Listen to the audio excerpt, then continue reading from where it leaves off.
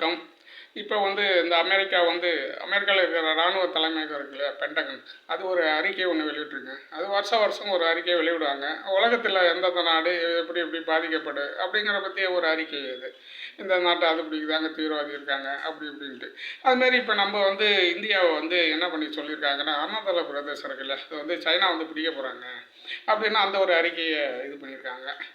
இதை பார்த்துட்டு தான் என்ன பண்ணாங்க, உடனே சைனாக்காரங்க என்ன பண்ணால் உடனே அவங்க பதில் அறிக்கை கொடுத்தாங்க. நாங்களாம் அப்படிலாம் ஒன்றும் இது பண்ணல, இது வந்து நம்ம உள்ள இந்தியா சைனாவுக்கு உள்ள உறவை வந்து பாதிக்கிற அளவுக்கு அவங்க வந்து இது பண்ணுறாங்க, நாங்களாம் அப்படி ஒன்றும் இல்லை சைனா வந்து தெரிவிச்சிட்டாங்க.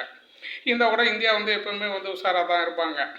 இப்போ உலக அளவில் வந்து ரஷ்யா, இந்தியா, சீனா எல்லாம் ஒரு மிகப்பெரிய வளர்ந்து இப்போ இந்த இந்தியா வந்து வளர்ந்துக்கிட்டு இருக்க நாடு.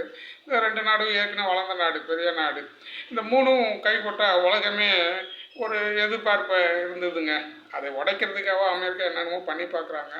அது மாதிரி தான் இதை வந்து எல்லாமே எடுத்துக்கிறாங்கங்க. அப்படி ஒரு திடீர்னு இப்படி ஒரு அறிக்கையை விட்டு ஒரே குழப்பம்.